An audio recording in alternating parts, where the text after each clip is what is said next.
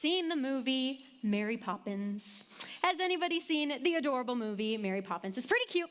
It's an old classic, Disney classic, about this family, the Banks family, where these two parents, they're kind of on the wealthier end. They're really, really busy, right? And so their two kids, Jane and Michael, need a sitter because parents are working, they're doing their things, and so they need this sitter.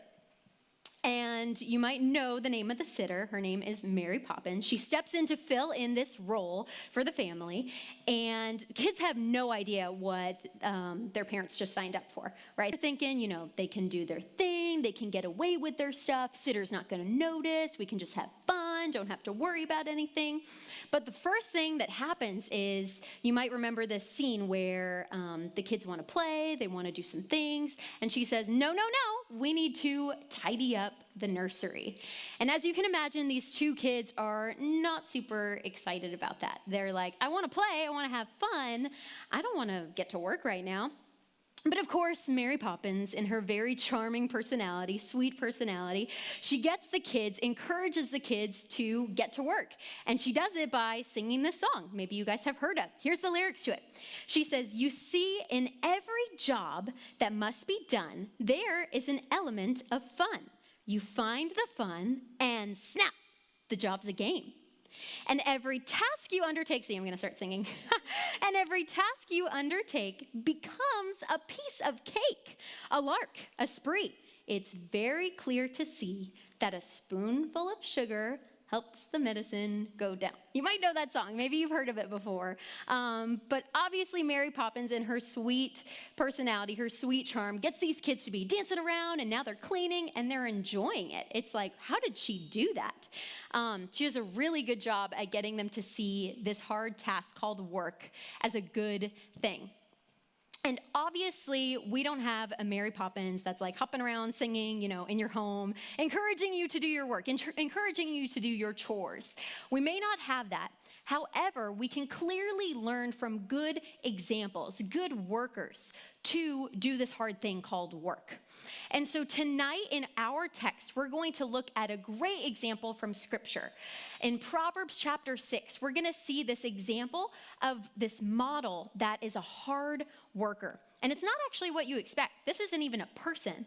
This model is actually a little critter. It's a little creature. And that is our friend, the ant. So let's go ahead and open our Bibles to Proverbs chapter 6. And we're going to learn from this ant on how to work. How should we work? We have spent a lot of time at our girls' workshops in the book of Proverbs. And you might know this book of Proverbs is written by King Solomon. And the whole purpose of the book is to know wisdom and instruction, right? It's not just to know a bunch of stuff and to not do anything with it, but it's to apply these things that you learn, this wisdom that you learn. And so Proverbs 6, starting in verse 6, we're going to be looking at what King Solomon says about work. So start with me in verse 6. It says, "Go to the ant, O sluggard. Consider her ways and be wise.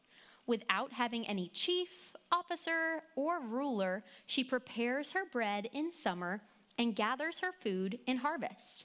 How long will you lie there, O sluggard? When will you arise from your sleep? A little sleep, a little slumber, a little folding of the hands to rest, and poverty will come upon you like a robber, and want like an armed man." And so King Solomon wrote this proverb to teach a lesson about work, right? There's some great lessons that we can learn from this little ant, this little creature. And this lesson, it's all based on the ant, right? It's all from this little example of this little tiny thing that you have definitely seen if you live in Southern California or any part of the world. Ants are just everywhere, right? And if you're a person that's in Israel reading this proverb, it's a little bit humiliating. If you're having this read to, if somebody's rebuking you with this text, it's a little bit humiliating. It's kind of like if you were to say, let's say you want to go to school. You want to be a nurse, or you want to be a doctor, or you want to be a teacher. But someone were to stop you and say, "I know you want to go to school. I know you want to get into Biola, but you're not ready for that. You need to study ants." You'd be like, "Ants? Are you kidding me? Like, no, I'm ready. I have waited my whole life for this. I am ready to do nursing. I'm ready to be a teacher.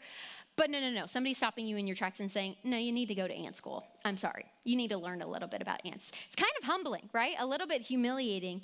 And so Solomon is saying that these ants, they know better. They know better than this sluggard. He needs to humble himself and learn from this example. And this ant is a great example for us to look at. And so if we want to grow in wisdom, if we want to grow in this thing called wisdom, we need to look at the ant's example of her work ethic so that we can work as God intends us to. And so for point number 1, write it down this way. We need to learn to work like the ant. Learn to work like the ant. And as I mentioned, if you live in any part of the world, you have seen ants. Maybe some of you guys have ants in your house right now. They just find a way to get into everything, right? Whether it's your trash can, or it's your bathroom, or they're just crawling right outside of your house. They are pretty annoying. They can be pretty annoying. Maybe you've had to set up those ant traps. I know I've had to do that before. It's not super fun. They just get into everything. And as annoying as they can be, I want us to stop and consider ants for just a second. Let's just appreciate these tiny little creatures that God made and how amazing it is. How amazing they are. For one thing, did you know that ants can lift up to 20 pounds their own weight? Up to 20 pounds their own weight. So let's say that you're about 100 pounds, maybe 90 pounds. That would mean you are carrying like 2,000 pounds. 2,000 pounds. Like, that's pretty impressive.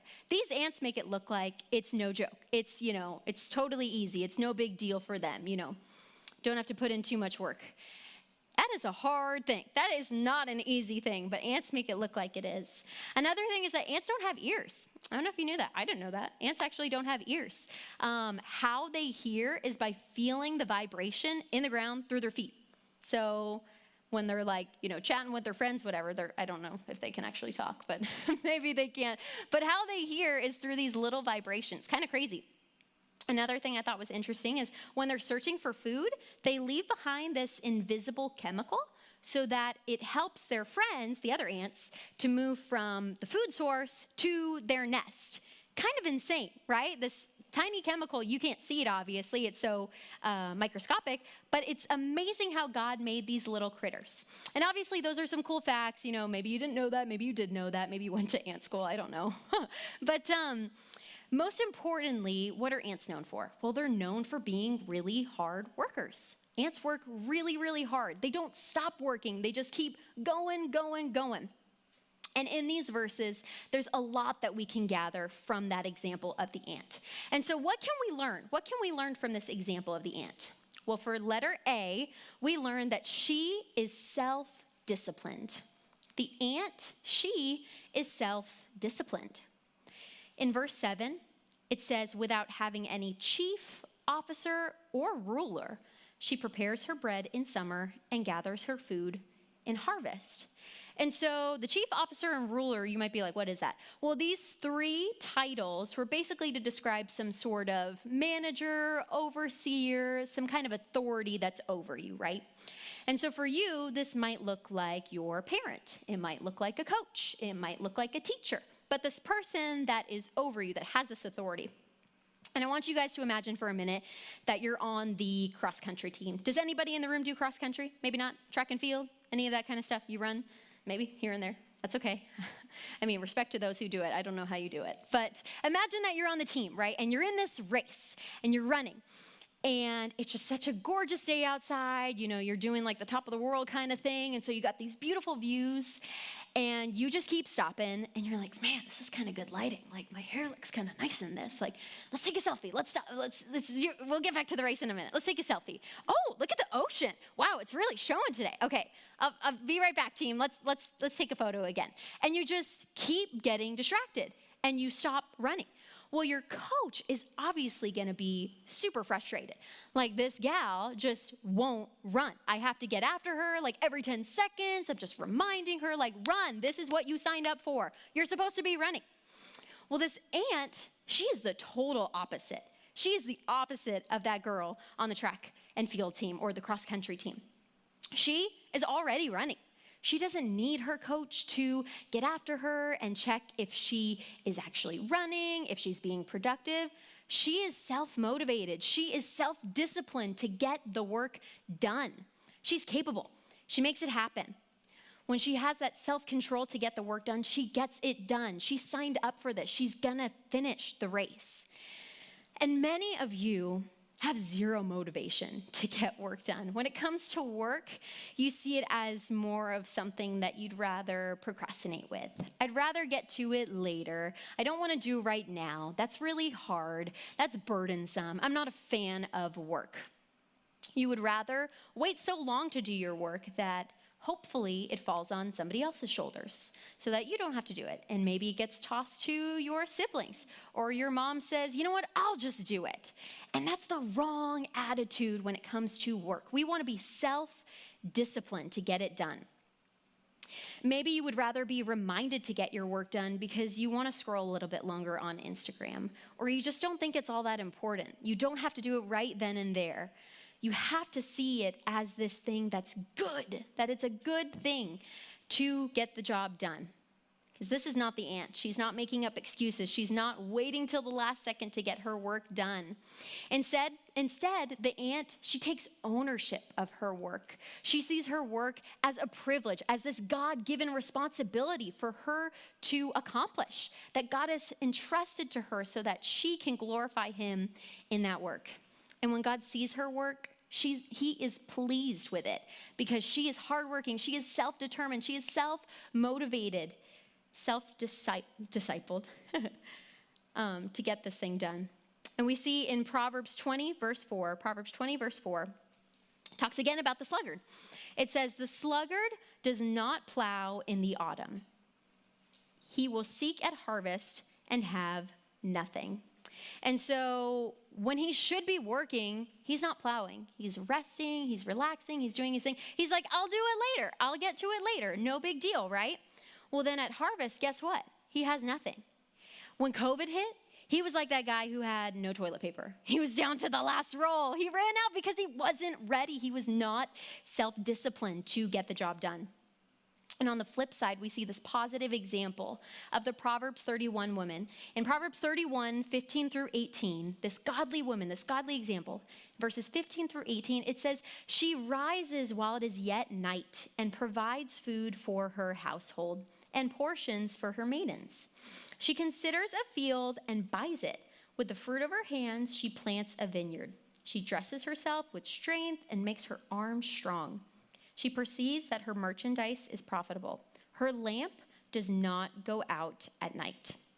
You see this Proverbs 31 woman, she is hardworking. She is self-disciplined to get the job done. Her family can rely on her. Her family can trust her because when she signs up for something, she's going to do it. She's going to follow through. She's going to accomplish that task. She is self-disciplined. We also see in verse 8 that the ant is hardworking. She is hardworking. That's our second subpoint. In verse 8, it says, she prepares her bread in summer and gathers her food in harvest. And so when most of the creatures are resting, kind of chilling, it's nice weather, they're getting their tan on, at the beach, she's working. She's getting the job done, preparing for the cold season, preparing for when it's time to be at home. She's got the toilet paper ready to go. It doesn't matter if COVID hit, she's got it ready. It's ready there in her garage, right? This ant, she is ready to go. She's hardworking. She's willing to get the job done. And so when something is really hard, let's say she signed up for a task that's harder than she thought it was, she doesn't give up. She keeps going. She doesn't give up when something is tiring. She is hardworking. And when something is really that tiring, she doesn't complain about it either because she is determined to provide for her household, to provide for her family, for her flock. And I don't know if ants sweat, but even if she is sweating, it doesn't seem like it's bothering her, right? The ant just keeps going. You never see the ant stop, right? When do you ever see an ant not moving? They're always go, go, go, right? Same with this gal. She is hard working. And see, many of you don't work very hard at all. Maybe when it comes to work, you give it your 10%. maybe even your 50%, but 100%, yeah, that's kind of asking a lot. You would rather not work that hard. You would rather put in your little bit, your little percentage. And maybe you see work as more of an obstacle. Maybe work is the thing that's getting in the way of the fun, right? It's the thing that always gets in the way, and it's just such a drudge. You don't like it. Maybe it comes to the point where you start sinning because you don't like work. You'll start cutting corners. When it comes to homework, it's really hard to study for that test. I just don't understand chemistry. I just don't understand math. And so I'll just look up the answer online and cheat. You'd rather just cheat. You'd rather just cut corners. That is not the right work ethic. That is a problem. That is a sin. Maybe it's that you signed up for something that was harder than you thought it would be. Maybe it was that sports team. Maybe it was that thing at school. Maybe it was that thing at church. And it was a lot harder than you thought it was. And so you just quit. You just give up. You just throw in the towel and say, maybe next year. Maybe I'll try to find something a little bit easier. When the work gets too hard, you try to find these excuses. Maybe you're that person that just tries to find excuses for why you quit, why you gave up. And maybe you even give excuses that are lies, that you make it sound like it's this good moral reason of why you can't do X, Y, and Z at church. But in reality, it was just too tiring. It was just too much work. It was just not what you thought it would be. And so you gave up. See, this is not the ant. The ant, this example, she is willing to give it all she's got. She is hardworking. She is diligent to get her work done. And ultimately, she's willing to work hard because she knows who she's serving in the end. She knows that these tasks, these things, she's not just serving her parents, her teachers, her coaches, these authorities, but she's serving God. Ultimately, she knows that God is the one who sees her work and will reward her for that. Ecclesiastes 9:10 says, "Whatever your hand finds to do, do it with your might." It doesn't say, whatever your hand finds to do, give it a shot. Try it. If you don't like it, give up. It says, do it with your might. Give it your all. Give it that hard work, like we see this example of the ant. And a familiar passage, you might have memorized it. Colossians 3:23. It says, "Whatever you do, work heartily, as for the Lord and not for men, knowing that from the Lord you will receive the inheritance as your reward." You are serving the Lord Christ. And so we know in our efforts, like that example of the ant, she's not just serving her friends, her teacher, her parents, these authorities, but ultimately she's serving God, and that's what motivates her to do the hard work. And so do the hard work. You can do it. If you are serving God and ultimately He is the one who's going to reward you for that hard work, do it with all your might, like Ecclesiastes says. Do it with all your might. Work hard. Lastly, we see the example of the ant that she is a planner. She is a planner. This ant, a friend of ours, is a planner. She thinks ahead of the schedule. She's thoughtful. She is not frazzled when she comes into a hard season, a hard time. She was already ready to go because she didn't procrastinate. She makes the best use of her time while she has it because she knows that she is serving God ultimately. And during a season of rest, like we talked about that summertime season, she's working. She's prepping for her family. Her family can trust her. Her family is not going to be slacking, going to be in need because she planned it out. And see, many of you in this room wait till the last minute to get things done. You procrastinate. That one word that you all have heard before. Procrastination. Maybe that's you. Maybe you are that person that waits till the last second to get things done. And so you kind of just wing it, right? You didn't finish your homework on time, let's say. Didn't finish your homework on time. And so you come up for excuses of why you didn't. Maybe it was just that you legit forgot, but you say, oh yeah, we had that? I didn't know that there was work. Maybe you kind of lie a little bit in order to excuse yourself from not getting that work done. Maybe it's that you sleep in and give yourself like 5 minutes to study for that test that was coming up. And you knew it was a hard test. You knew that it was going to be difficult, but you waited till the last minute. And of course you failed. You didn't do really well at the test because you didn't give it your all. You didn't plan ahead. Maybe you set yourself up for failure just because you weren't ready. You weren't ready for that task. You weren't ready for that thing that you needed to do. But you see, the ant, she is the opposite. She is ready to go. She's ahead of the game. She is already prepped. She's got her meal prepped for the week. She's got her things ready to go. The snacks, they're all lined up. She is on the go. She is ready to go for her family.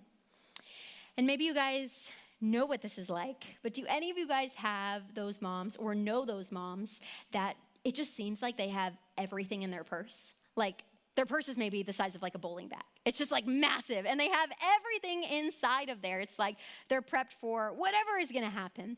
Well, this was totally my mom growing up.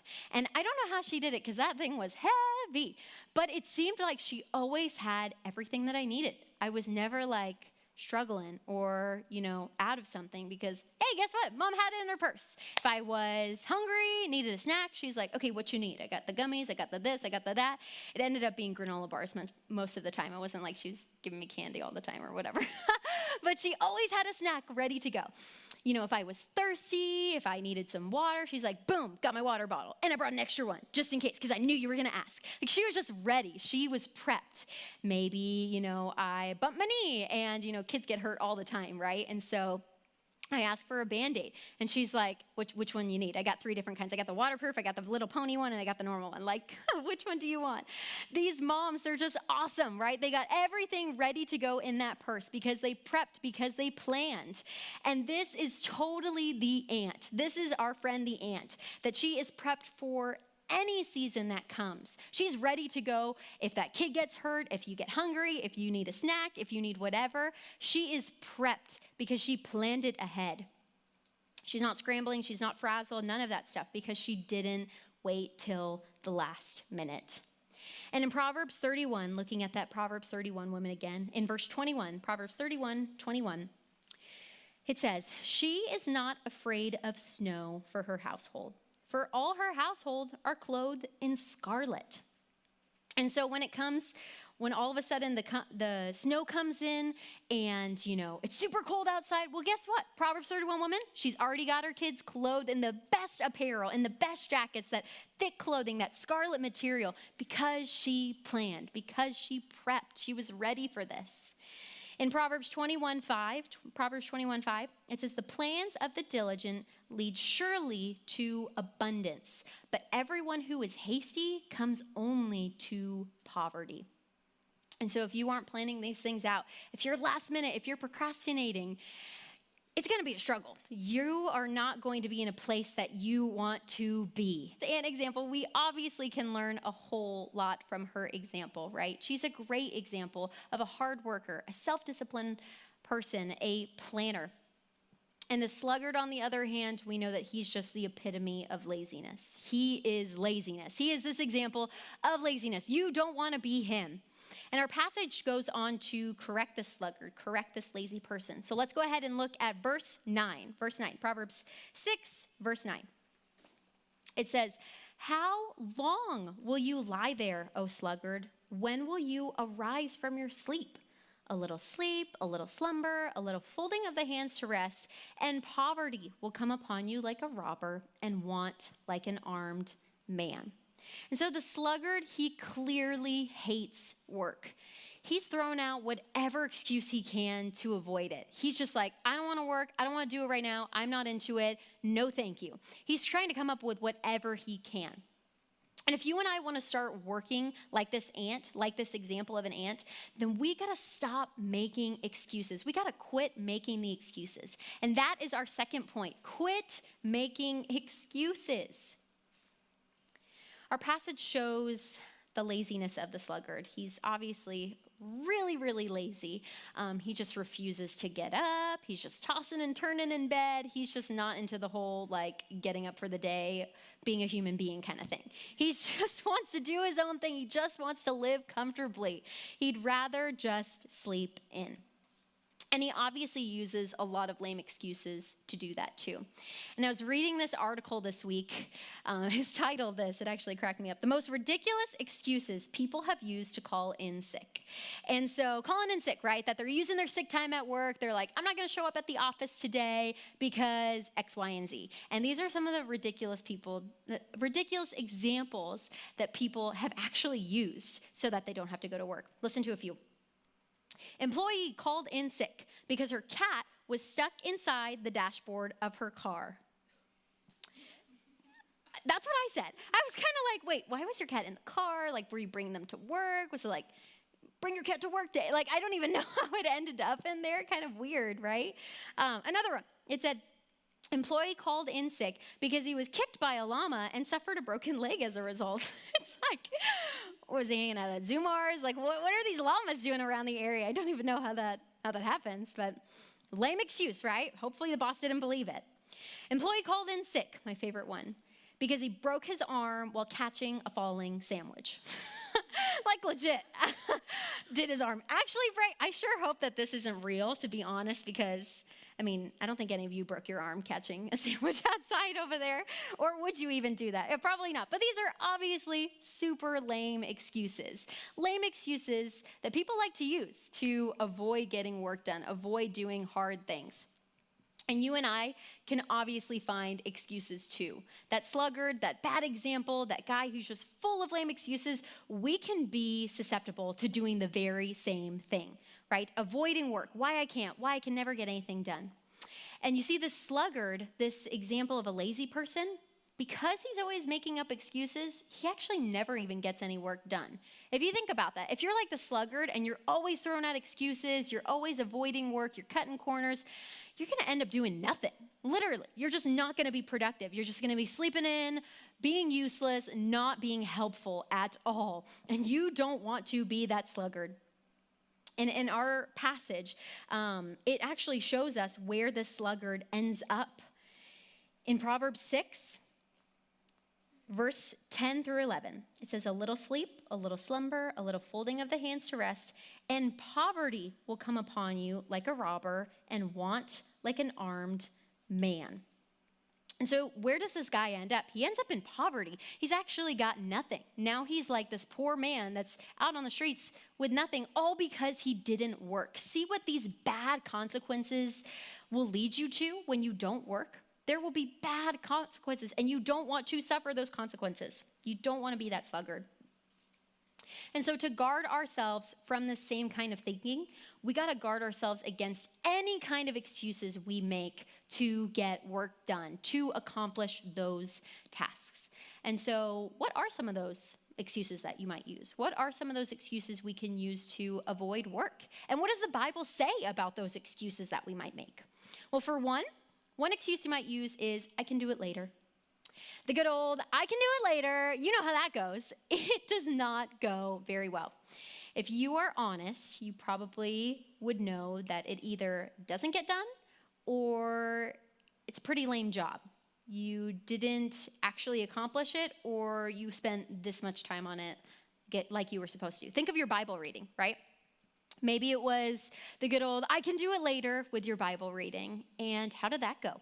Maybe some of you used that excuse this morning that you said, I can do it later. I will do my Bible reading later. And how did that go? Did you actually get it done? Did you spend that time like you wanted to in the Word of God? Or did it not happen? Odds are it didn't happen, or it didn't happen very well. That can be an excuse we can use. Maybe it's with your chores. Maybe it's with the responsibilities around the house that you said, I can do it later. And next thing you know, it's the next day and you still haven't done it. And your parents ask you again and they're frustrated, and you don't want this to be you. You do not want this to be you. And maybe it's your homework too, like we talked about earlier, right? That you avoid doing it. You avoid finishing the homework. You avoid studying for the test. And of course, you're going to suffer bad consequences for that because you didn't put in the effort. You didn't put in the work as you were supposed to. And it's no problem getting done what you need to get done, right? You have the time to scroll on Instagram. You have the time to get ready for the day. You have the time to hang out with your friends. But when it comes to hard work, you just don't want to do it. You just push it to the side. You just say, no, I can do it later. This is an excuse we can all use, and so we have to guard ourselves from this kind of thinking. We got to start to remember that this is one of the greatest lies we can tell ourselves. I can do it later. It's just a lie. It doesn't happen. I can do it later. It just really doesn't happen. So don't believe that excuse. Don't believe that lie. In Proverbs 18, verse 9, it says, whoever is slack in his work is a brother to him who destroys. And so this slacker, this person who is just not about work, just pushing it off, it just leads to bad things, right? That he is a bad example, that he's like a brother to a person that destroys. He's just not a person that you want to be hanging around, what you want your kids to be hanging out with. This is not that kind of a person. And so guard yourself from those excuses. Don't believe the excuse that you can do it later, because odds are you cannot. Another excuse you might use is, I just want to sleep in a little bit longer. I just want to sleep in. So you don't understand, Alexandra. I need my 8 hours of sleep. I need my 8 hours. And if I get 7 hours and 59 minutes, I'm just a wreck. I need that sleep. And if it doesn't happen, I can't function. My brain's really foggy and this or that. Maybe it's the good old, I just need a little bit more sleep. Maybe that's the excuse that you're using. And I think the problem is that oftentimes we over-prioritize sleep. We over-prioritize it as this thing, like if it's not perfect, then how can I work? How can I get this done? Or you blame it on the sleep. You blame it on the rest. And I'm not saying that you should be getting 2 hours of sleep a night and be able to function the next day. Obviously not. Obviously you need rest. But to say that you need your perfect 8-9 hours of rest, it's a little bit ridiculous, you guys. Don't over-prioritize sleep because there are things to get done. And maybe you miss out on opportunities. Whether that's with your family, whether that's in your spiritual life, whether that's just in growing as an individual in general, that you don't do these things because you just love sleep and you're always sleeping in. Maybe you miss out with that time with your family in the morning because you chose to sleep in and you never get to hang out with them. And it's like, go to school, do your thing, come home, see them, good night. And it's just go, go, go, go, go. Maybe it's that you missed out on that. Maybe it's that you missed out on your quiet time, as we were talking about earlier, that you pushed it to the side, you chose to sleep rather, and now you have no time to do your quiet time. Now you have no time to read the Bible, to pray, to talk to God, to memorize these scriptures. Maybe that's what you're missing out on. And so what's the solution? What's the solution? How do we get rid of this excuse? How do we avoid this excuse? Well, you need to get up. You just need to get up. That is the solution. When the alarm goes off, you are up. You are getting out of bed. You are getting to these things because you need to, because otherwise things are going to suffer. Things are going to suffer because you didn't get to your work.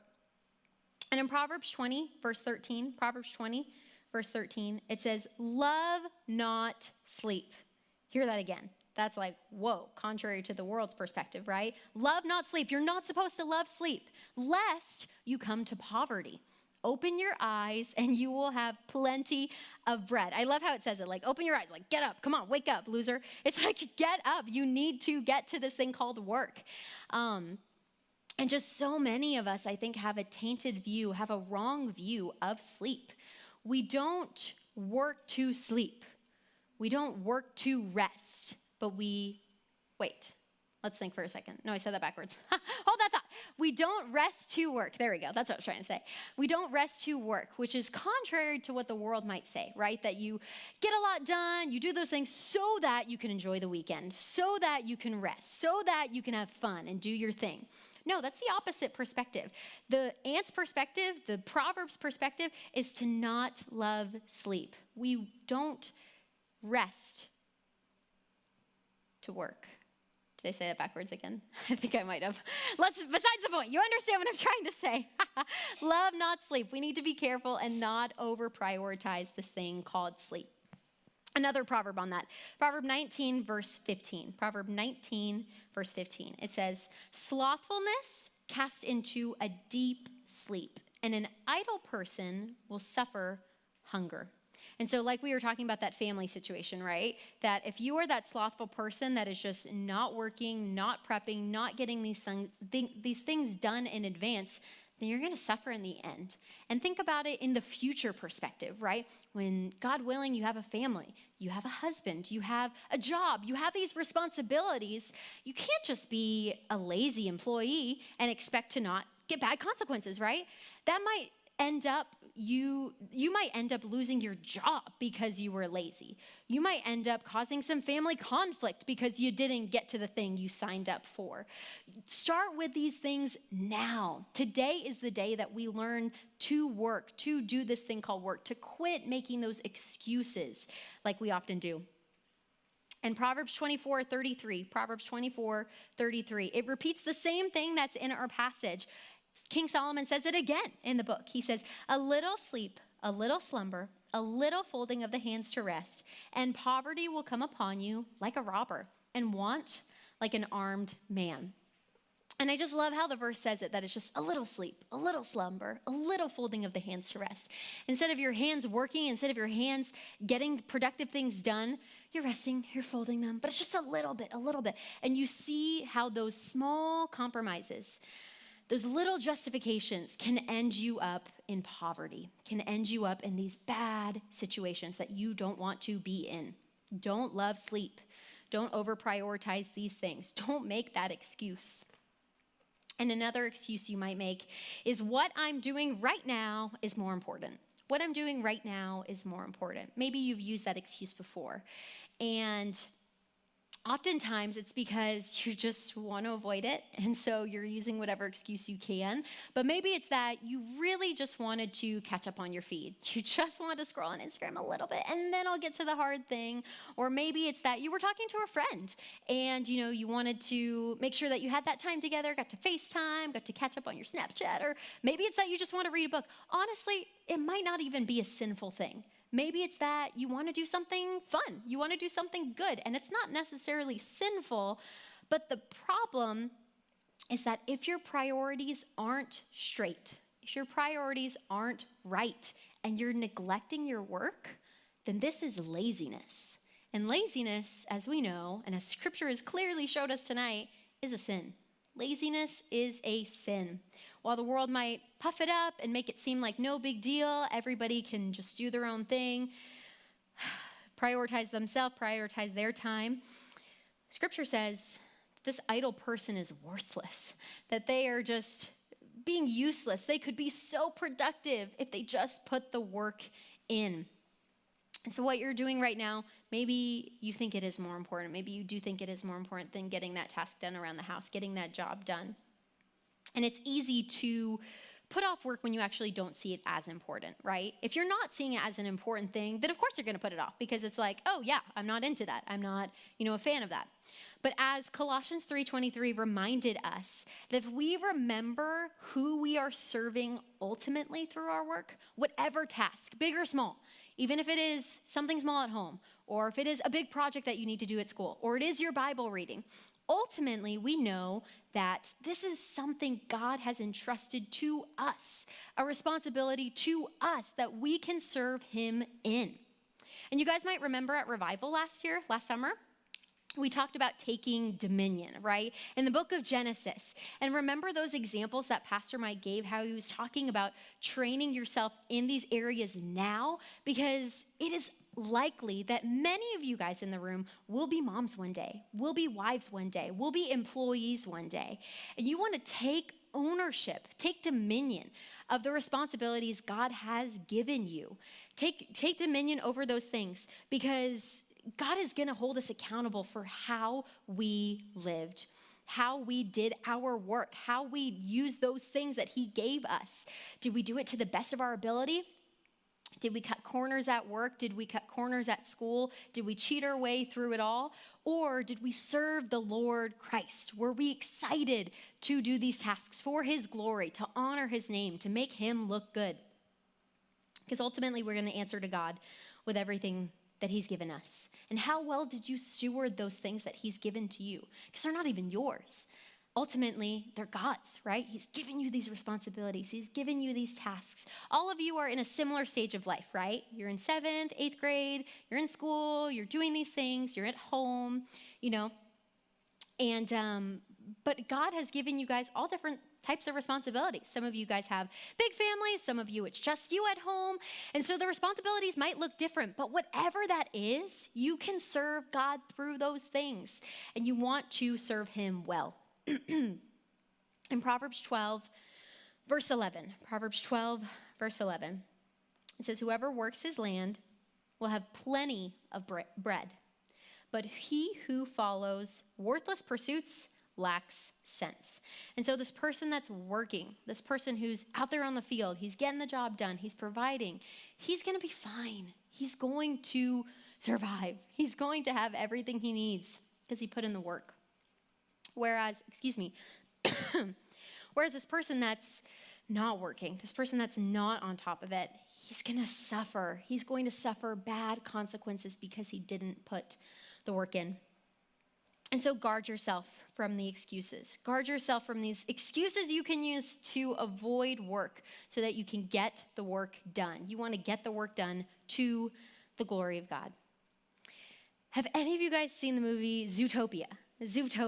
Anybody? Yes? Maybe show of hands. Lots of movies tonight. I just realized, whoa, Disney movies too. Zootopia, it's a classic, right? It's a good one. Came out a few years ago. Super cute movie. You might remember this scene where Officer Hops is, trying to track down this criminal, right? She's like, who is this guy? Trying to figure him out. And she finally gets her hands on the license plate. And so in order to get more information on this criminal, on this potential threat, she's like, I got to run these license plates. Yeah, I got to run these plates. And so where does she do that? Well, she goes to the DMV. And if you guys remember, who was working at the DMV? The sloths, and they were so slow, right? And it's one of the funniest scenes, honestly, in the whole movie because it's kind of super realistic. If you've ever been to the DMV, you know it's like a struggle. It's like slow as molasses, just hard getting in and out in a quick manner. It just doesn't happen. Be prepared to be there for like 3 hours. And obviously, you see in this scene that Officer Hops is like super frustrated because she's like, just say it. She's like trying to get the numbers down, trying to get the information down. And she's just frustrated because this sloth is like slow as a snail because he's a sloth, right? He's slow, obviously. And you feel for her, right? Because maybe you've been in those situations. Maybe you've been to the DMV and you know that it's just like, oh, come on, guys, speed it up. I want to get to it. And obviously, you know that you would not want a sloth to be working for you. And Officer Hops clearly felt this way too. She didn't want a sloth working for her. And you don't want to be this sloth either. Like we talked about, God willing, many of you guys in this room are going to be employees one day, are going to be wives one day, are going to be maybe even grandmas one day. I mean, just think about that. And you don't want to be that slothful person. You don't want to be that person that always breaks trust, that never keeps their word, that just always is notorious for being late, being delayed, not getting the job done, doing it half-heartedly. You don't want to be that sloth. And so we need to learn from this example of the ant tonight by guarding ourselves from those excuses, by looking to the scriptures and holding on to those truths that I need to be self-disciplined. I need to be hardworking in my efforts because I know who I'm serving ultimately. And so we're going to talk about that in small groups tonight of how we can work like that ant, how we can avoid those excuses. And so let's go ahead and bow our heads and pray. Dear God, I just thank you for your word that is so clear that you want us to work. God, we know even in the beginning, in the garden, that you created work, that it is a good thing. It was before the fall even happened, that you created this thing called work for us to take dominion of, for us to do our hard work at, so that we can glorify God God, you in our efforts. And so, God, I just thank you for these passages tonight that remind us of how we ought to rethink this thing called work, rethink our laziness, and see it as sin, see it as a problem, see it as not something to laugh about, not something to joke about, but that we got to work against, that we want to grow out of. God, and so I just pray tonight that you would please help these girls to identify the areas that they are making excuses. They are falling short. They are not keeping their word. They're cutting corners. God, that you would please help them, that they would glorify God, that they would glorify you, that they would work like this ant, that they would stop with the excuses, and that they would be a great example of a hard-working, godly woman. Lord, I just pray that you would do that work tonight. Pray that you would please allow us to have great discussions in our small groups, and that we wouldn't just hear your word, but that we would do it, but that we would respond rightly so that we can be more like you, God. And so I thank you for this time together and pray all these things in your son's name. Amen.